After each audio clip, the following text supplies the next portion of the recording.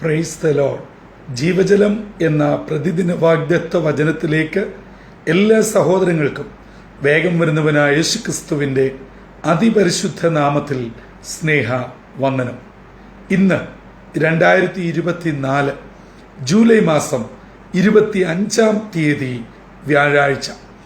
സ്വർഗത്തിലെ ദൈവത്തിൻ്റെ വലിയ കൃപയാൽ നാം ഒരു പുതുദിനത്തിലേക്ക് പ്രവേശിച്ചിരിക്കുന്നു. ഇന്നത്തെ ദിനം അനുഗ്രഹത്തിൻ്റെയും നന്മയുടെയും സന്തോഷത്തിൻ്റെയും ദിനമായി തീരട്ടെ എന്നുള്ള പ്രാർത്ഥനയോടെ ഇന്നത്തെ വാഗ്ദത്ത വചനത്തിലേക്ക് പ്രവേശിക്കാം. ഇന്ന് ജീവജലത്തിൽ കൂടി പ്രോമിസ് വേഴ്സായി നമുക്ക് ലഭിച്ചിരിക്കുന്നത് ആവർത്തന പുസ്തകം 7-ാം അധ്യായം 6-ാം വാക്യം. ഡ്യൂട്രോണമി ചാപ്റ്റർ 7 വേഴ്സ് 6 നാം ഇപ്രകാരം വായിക്കുന്നു: നിന്റെ ദൈവമായ യഹോവയ്ക്ക് നീ ഒരു വിശുദ്ധ ജനം ആകുന്നു.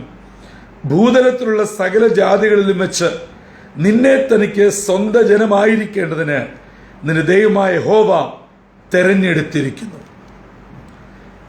സ്വന്തം ജനമായ ഇസ്രയേലിനോട് ദൈവം തന്റെ ദാസനായ മോശയിൽ കൂടെ അരുളി ചെയ്യുന്ന വാക്കുകളാണ് ഇന്ന് വാഗ്ദത്ത വചനമായി നാം ഇപ്പോൾ വായിച്ച് കേട്ടത്. ഇസ്രയേൽ ജനത്തോട് പറയുകയാണ്, നിങ്ങളെ ഞാൻ എനിക്ക് സ്വന്തം ജനമാകേണ്ടതിന്, എന്നോട് കൂടെ ഇരിക്കേണ്ടതിന് ഞാൻ നിങ്ങളെ തിരഞ്ഞെടുത്തിരിക്കുകയാണ്. പ്രിയമുള്ളവരെ, നമ്മളെ ദൈവം തിരഞ്ഞെടുത്തു. ദൈവത്തിന് സ്വന്തം ജനമാക്കി, മകനാക്കി, മകളാക്കി, കുടുംബമാക്കി മാറ്റിയിരിക്കുന്നു എന്ന സദ്വാർത്ത പലപ്പോഴും നാം തിരിച്ചറിയാറില്ല.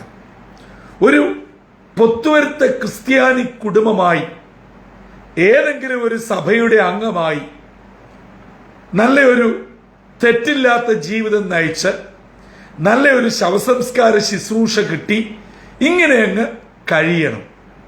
അതിനാണോ പ്രിയമുള്ളവരെ ദൈവം നമ്മെ വിളിച്ചിരിക്കുന്നത്? തൻ്റെ സ്വന്തം പുത്രനെ ആദരിയാതെ നമുക്ക് വേണ്ടി തൻ്റെ ഓമന കുമാരനെ 33 തിരുവയസ്സിൽ കാൽവറി യാഗമാക്കിയത് നമ്മളിങ്ങനെ തട്ടിക്കൂട്ട് ക്രിസ്ത്യ ജീവിതം നയിക്കുവാനാണോ? ഒരിക്കലുമല്ല. ദൈവത്തിൻ്റെ സ്വന്തം മക്കളായി തീരേണ്ടതിനാണ്. അതുകൊണ്ട് ഈ പ്രഭാതത്തിൽ പരിശുദ്ധാത്മാവ് നമ്മെ ഓർമ്മിപ്പിക്കുന്ന പ്രധാനപ്പെട്ട കാര്യം, നാം സ്വയം തിരിച്ചറിയുക. നമ്മൾ ആരാണ്? നമ്മൾ ഏത് അവസ്ഥയിൽ നിന്നും ഏത് അവസ്ഥയിലേക്ക് എത്തിച്ചേർന്നു? അത് നമ്മൾ തിരിച്ചറിയാത്തതും നമുക്കതിൽ വലിയ വേദനയില്ലാത്തതും നമ്മൾ പ്രത്യേകിച്ച് ഒന്നും ചിലവാക്കിയിട്ടില്ല, വേദനിച്ചിട്ടില്ല, മുടക്കിയിട്ടില്ല. കാരണം യേശുക്രിസ്തുവിനെ നമുക്ക് പകരമായി കാൽവറിയിൽ യാഗമായി. അതിന് നമ്മൾ എന്ത് വേദന സഹിച്ചു? അതാണ് നമ്മുടെ പ്രശ്നം. നമുക്കറിയാം, 1 രൂപ മുടക്കി ഒരു പേപ്പർ വാങ്ങിയാൽ പോലും അത് കീറിക്കളയുന്നതിന് മുൻപേയും നഷ്ടമാക്കുന്നതിന് മുൻപേയും ഡസ്റ്റ്ബിനിൽ ഇടുന്നതിന് മുമ്പേയും നമ്മൾ ഒന്നും കൂടെ ശ്രദ്ധിക്കും. മാക്സിമം യൂട്ടിലൈസ് ചെയ്തോ? ഇത് നഷ്ടപ്പെടുത്താൻ തക്ക പാകമായോ?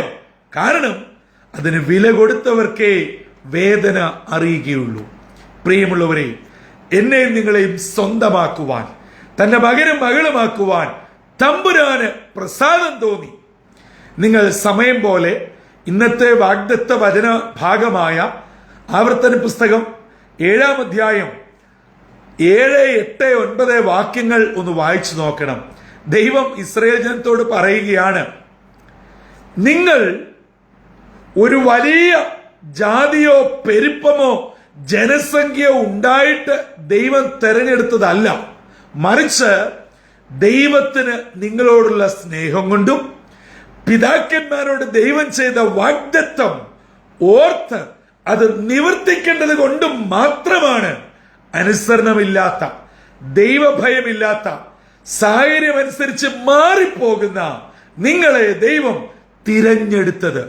അതുകൊണ്ട് എന്നെ കേൾക്കുന്ന പ്രിയപ്പെട്ടവരെ, നമ്മുടെ ക്വാളിറ്റി കൊണ്ടും സ്പിരിച്വൽ ലൈഫ് കൊണ്ടും വിശുദ്ധ ജീവിതം കൊണ്ടും ആത്മീയ മുന്നേറ്റം കൊണ്ടും ഇന്ന് നമ്മൾ കാണിക്കുന്ന ഒരു കാര്യങ്ങൾ കൊണ്ടും അല്ല ദൈവം നമ്മെ സ്നേഹിച്ചതും തന്റെ മക്കളാക്കി തീർത്തതും.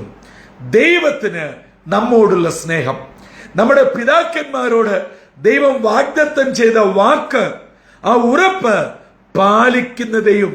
അല്ലാതെ നമ്മുടെ കൂട്ട് നാഴികയ്ക്ക് 40 വട്ടം ദൈവത്തോടും മനുഷ്യരോടും വാക്ക് മാറ്റുന്ന പ്രതീതി അല്ല ദൈവത്തിന്. കാരണം ദൈവം ദൈവമാണ്, മനുഷ്യരല്ല. അതുകൊണ്ട് 7-ാം അധ്യായം ആരംഭിക്കുമ്പോൾ പറയുന്നുണ്ട്, നിങ്ങൾ ചെല്ലാൻ ഞാൻ അയക്കുന്ന നിങ്ങളുടെ ദേശത്ത് എത്തുമ്പോൾ അവിടെ ഉണ്ടായിരുന്ന 7 മഹാജാതികളെ നിങ്ങൾ തോൽപ്പിച്ച് പിടിച്ചടക്കുമ്പോൾ അവരോട് കരുണയോ കൃപയോ കാണിക്കണം. അവരെ നിശേഷം സംഹരിക്കണം. ഒരു കാരണവശാലും അവരോട് നിങ്ങൾ ഇടപെടരുത്. അവരുമായി യാതൊരു വിവാഹ സംബന്ധവും പാടില്ല. നിങ്ങളുടെ മക്കളെ അവർക്ക് കൊടുക്കുകയോ അവരിൽ നിന്ന് എടുക്കുകയോ ചെയ്യരുത്. മാത്രമല്ല, അവരുടെ സകല ബലിപീഠങ്ങളെയും തകർത്ത് കളയണം. അവരുടെ യാതൊരു കാര്യത്തിലും നിങ്ങൾ ഇടപെടരുത്. ഇടപെട്ടാൽ ദൈവം നിങ്ങളോട് കോപിച്ച് നിങ്ങളുടെ നാശം അതിവേഗമായി തീരും. അതുകൊണ്ട് നിങ്ങൾ അവരെ വിട്ട് പിന്മാറണം. പ്രിയമുള്ളവരെ, നിർഭാഗ്യവശാൽ ആവർത്തന പുസ്തകം 6-ാം അധ്യായത്തിന്റെ 7-ാം അധ്യായത്തിന്റെ 1 മുതലുള്ള വാക്യങ്ങൾ ഇന്ന് അറിഞ്ഞോ അറിയാതെയോ നമ്മുടെ കുടുംബങ്ങളിലും സഭകളിലും നടമാടിക്കൊണ്ടിരിക്കുകയാണ്. അതുകൊണ്ട് 4-5 വാക്യങ്ങൾ പറഞ്ഞതുപോലെ നാശം അതിവേഗവും ആയിരിക്കുന്നു. ഇന്ന് ഈ പ്രഭാതത്തിൽ എന്നെ കേട്ടുകൊണ്ടിരിക്കുന്ന ദൈവമക്കൾ ഏതെങ്കിലും വലിയ പ്രതികൂലത്തിലോ നാശത്തിൽ കൂടോ യാത്ര ചെയ്യുന്നവരുണ്ടെങ്കിൽ സ്വയം ഒന്ന് തിരിഞ്ഞു നോക്കണം. ഈ ഭാഗവുമായി ബന്ധപ്പെട്ട് എന്റെ ജീവിതത്തിൽ എന്തെങ്കിലും സാഹചര്യമുണ്ടോ? ഉണ്ടേ എന്ന് പരിശുദ്ധാത്മാവ് തോന്നിപ്പിച്ചാൽ എന്നോട് പിണക്കം തോന്നണ്ട. ദൈവസന്നിധിയിൽ മുഴങ്കാലും അടക്കി ഏറ്റുപറഞ്ഞ് പശ്ചാത്തപിച്ച് ദൈവത്തിലേക്ക് മടങ്ങി വരിക. ഞാൻ ഓർപ്പിച്ചുവല്ലോ, 7, 8, 9 വാക്യങ്ങളിൽ പറയുന്നത് പോലെ നമ്മുടെ കുടുംബമഹിമ കൊണ്ടും ദേശത്തുള്ള കുടുംബത്തിന്റെ പേര് കേട്ടത് കൊണ്ടും രാഷ്ട്രീയ സ്വാധീനം കൊണ്ടും വിദ്യാഭ്യാസ യോഗ്യത കൊണ്ടും ബിസിനസ്സിലെ വമ്പന്മാരായതുകൊണ്ടും അല്ല ദൈവം നമ്മളെ തിരഞ്ഞെടുത്തത്. ജനസംഖ്യയിൽ കുറവായിട്ട്, ചുരുക്കത്തിൽ ദേശത്ത് ഏറ്റവും ചെറുതായിട്ടും ഒരു യോഗ്യതയും പറയുവാനില്ല എന്നിട്ടും തമ്പുരാൻ നമ്മളെ തിരഞ്ഞെടുത്തത് ദൈവത്തിന് എന്നോടും നിങ്ങളോടുമുള്ള സ്നേഹമാ, കരുതലാ. നമ്മുടെ പിതാക്കന്മാരോട് ദൈവം കൊടുത്ത വാക്ക് പാലിക്കുകയാണ്. അതുകൊണ്ട് ദൈവം നമ്മളെ തിരഞ്ഞെടുത്തു. ആ ഉത്തമ ബോധ്യത്തോടെ ഇന്നത്തെ ദിനം നമുക്ക് ആരംഭിക്കാം. ആ പദവി ഒരു കാരണവശാലും വിട്ടുകളയരുത്.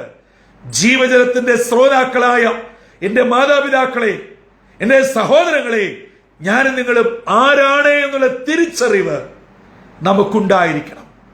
ഒരുപക്ഷെ ചുറ്റുപാട് നോക്കുമ്പോൾ കുടുംബം കൊണ്ടും പണം കൊണ്ടും കഴിവ് കൊണ്ടും പേരും പ്രശസ്തി കൊണ്ടും ഒന്നുമല്ല, പക്ഷേ തമ്പുരാൻ നമ്മളെ സ്നേഹിച്ചു, നമ്മളെ തിരഞ്ഞെടുത്തു, ദൈവത്തിന്റെ മക്കളാക്കി തീർത്തു. ആ ഒരു വലിയ പദവിയോടെ ഇന്നത്തെ ദിനത്തിലേക്ക് പ്രവേശിക്കാം. തമ്പുരാൻ തിരഞ്ഞെടുത്ത് തന്റെ മക്കളാക്കിയാൽ പ്രിയമുള്ളവരെ, നമുക്കൊന്നിനും കുറവ് വരികയില്ല. ഇസ്രായേൽ ജനത്തിന് എന്ത് കുറവ് എവിടെയാണ് ഉണ്ടായത്?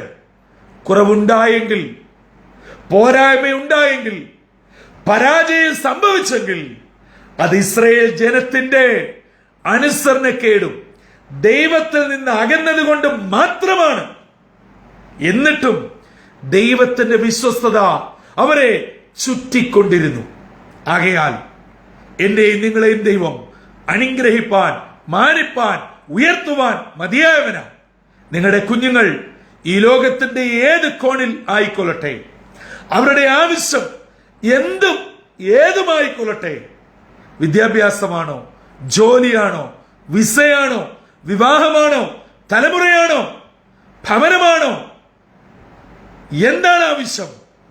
ദൈവം മതിയായവനാ.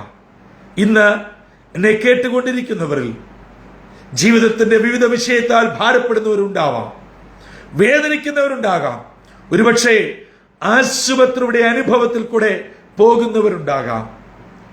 നിരാശയിൽ കുടുംബത്തിനേറ്റ വേർപാടിന്റെ ദുരന്തം, പ്രിയപ്പെട്ടവർ നിങ്ങളെ ആവശ്യത്തിനും അനാവശ്യത്തിനും പീഡിപ്പിക്കുന്നത്, നിങ്ങളുടെ തകർച്ചയ്ക്ക് വേണ്ടി അഘോര പ്രയത്നം ചെയ്യുന്നവർ നിങ്ങൾക്ക് ചുറ്റുമുണ്ടാകാം, കുടുംബത്തിലും ഉണ്ടാവാം. എന്നാൽ തമ്പുരാൻ നിങ്ങളെ തിരഞ്ഞെടുത്താൽ പ്രിയമുള്ളവരെ ആർക്കും ഒന്നും ചെയ്യുവാൻ കഴിയുകയില്ല. കാരണം ദൈവം തന്റെ കുഞ്ഞുങ്ങളെ അതുപോലെ സൂക്ഷിക്കുന്ന ദൈവമാണ്. ജീവജലത്തിന്റെ എല്ലാ പ്രേക്ഷകരെയും സ്വർഗത്തിലെ ദൈവം അനുഗ്രഹിക്കട്ടെ, പരിപാലിക്കട്ടെ, നന്മയാൽ നിറയ്ക്കട്ടെ. ഇന്നത്തെ ദിനം അനുഗ്രഹത്തിന്റെയും സന്തോഷത്തിന്റെയും ദൈവകൃപയുടെയും ദിനമായി കൃപയോടെ നടത്തട്ടെ. തലകളെ വണക്കാം, പ്രാർത്ഥിക്കാം. ഞങ്ങളുടെ സൃഷ്ടാവും പരിപാലകനും ഉടയവനുമാകുന്ന ഞങ്ങളുടെ ദൈവമേ, സ്വർഗീയ പിതാവേ, അവിടുന്ന് ഞങ്ങളെ തിരഞ്ഞെടുത്തത് ഞങ്ങളുടെ യോഗ്യതയോ എണ്ണത്തിൽ പെരുപ്പമായതുകൊണ്ടോ ഒന്നുമല്ലല്ലോ, അങ്ങയുടെ സ്നേഹം ഒന്നു മാത്രമാ. അത് ഇന്നത്തെ വചനത്തിൽ കൂടെ ഞങ്ങളെ കേൾപ്പിച്ചതിനായി സ്തോത്രം. ഈ ദൈവവചനം കേൾക്കുന്ന എല്ലാ നിന്റെ മക്കളെയും അനുഗ്രഹിക്കണം.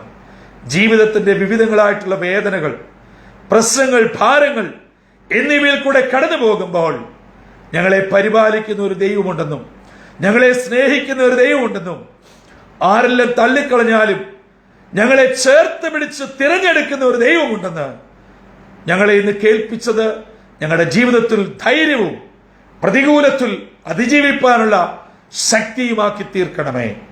നിന്റെ മക്കളെല്ലാവരെയും അനുഗ്രഹിക്കണം.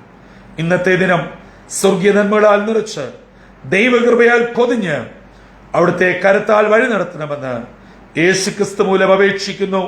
കൃപയോടെ കേൾക്കുമാറാകണമേ. ആമേൻ, ആമേൻ, ആമേൻ. പ്രിയ ദൈവമക്കളെ, ഇന്ന് നാം കേട്ടതുപോലെ തമ്പുരാൻ നമ്മളെ തിരഞ്ഞെടുത്തിരിക്കുന്നു.